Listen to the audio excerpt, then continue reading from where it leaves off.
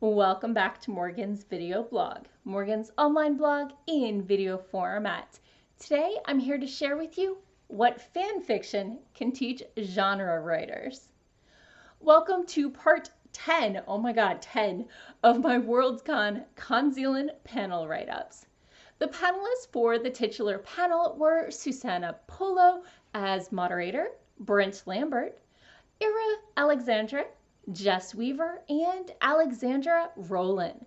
The panel description was as follows. Fan fiction's popularity continues to grow, tapping into the special creative connection between authors and fans. What is it about this literary nexus that is so fascinating and stimulating for fans? And what might authors have to learn from the fans who write it? So, fan fiction, for those of you who are unfamiliar, are stories written by fans of books or television shows or movies or games or whatever that expand and reinterpret the stories that the author presented. The official material is known as canon with one N. Not talking about the large guns. So while fanfic has often been seen as fringe, even within the fringe genres, these days more and more professionally published authors are admitting to either having written some in the past or actively writing fanfic. In fact, an archive of our own, or AO3, a website that hosts fan fiction from any writer that creates an account, won the Hugo in 2019 for Best Fan Work. Fan fiction as a derivative work is definitely becoming more accepted. So first, let's talk about what draws people to fan fiction. Well, there are tons of draws for both readers and writers of fanfic to enjoy. Obviously, first and foremost are more nuanced explorations of the characters and the worlds they adore.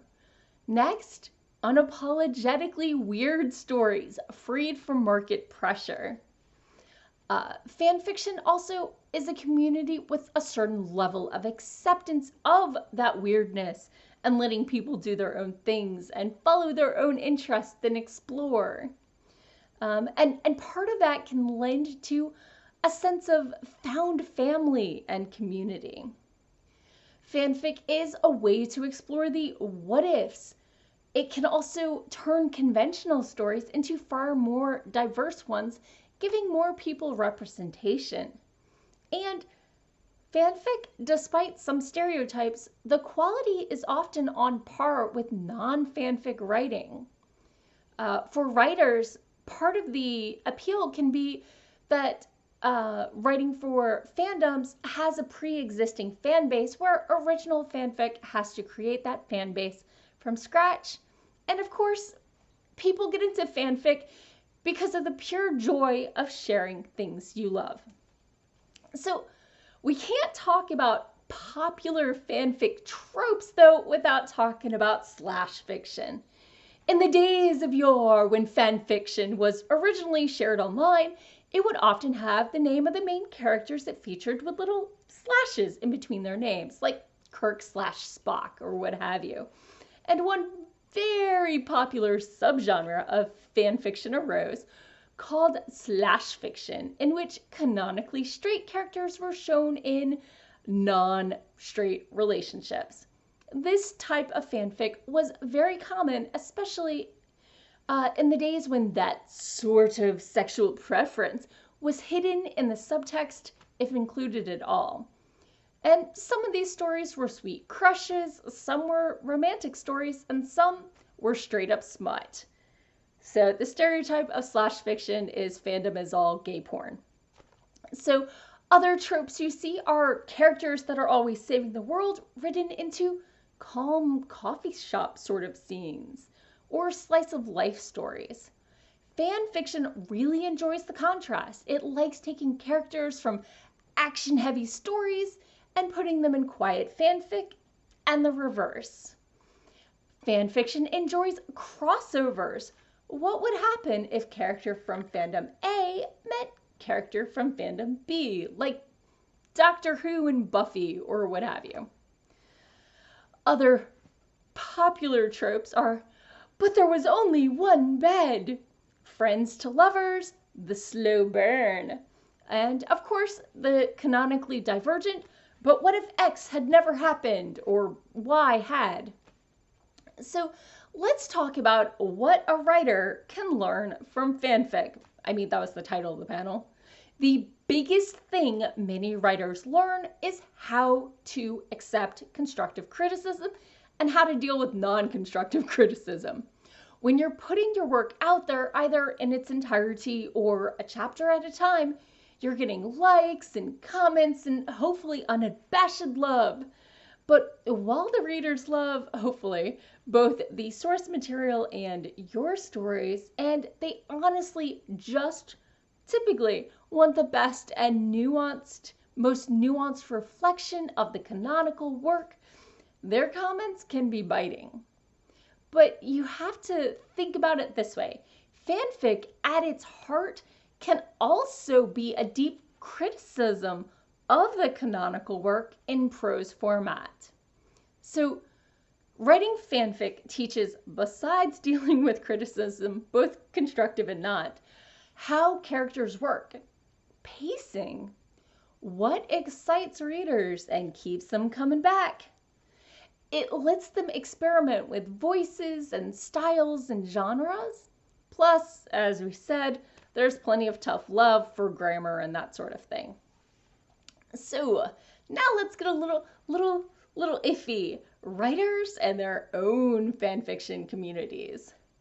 Writers have historically had a fraught history with fanfic. While some writers have embraced it, see the Lovecraft universe, some revile it, wanting complete control over their created works and characters, and some have kind of done both. Legal disputes over the original author using plots similar to those found in fanfiction of their works have led to many authors feeling compelled to ban others from playing in their creative worlds. Otherwise, if fanfic covers it, they can't take their story there. The panelists shared a story from a guy who had been really active in the Marvel fanfic community, and the community was thrilled when he got a job actually writing for Marvel, and they cheered. And then Marvel found out he'd been active in the Marvel fanfic community and withdrew the offer. So fanfic can still be kind of fraught, to let people know. So let's talk about, should you read your own fanfic? It might be a bad idea. Once you put your story, your world out there, the ideas belong a little bit to every reader. The experience of their connection to your book belongs to them. And being told that their reading of your book was wrong invalidates that experience. In the fan fiction community, there is a belief that your work lives beyond you and can exist on whole ecosystems of beliefs, and that two views can be valid at the same time without invalidating each other. But it can be a struggle to internalize and balance other people's opinions about your works and their vision. Of course, there are some writers who write fan fiction of their own stories, things that let them explore the what ifs of taking characters or the whole story in different directions. As one of the panelists shared, it can give you the space to be Black or queer or both or something entirely different.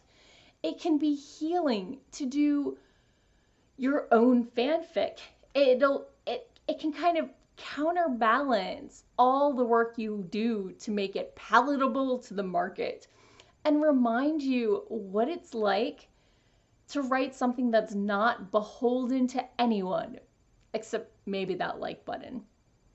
Fanfic is fulfilling the role of folk art in our modern culture. We have a need for communal stories, and this lets us explore that. Now, copyright allows people to make money and own their own story and canon. So let me know, have you written fanfic? Have people written fanfic about your original works? Tell me about your experiences in the comments below. I'd love to hear about them. And as always, I'll be back again next week with more writing tips and writerly musings. Bye-bye.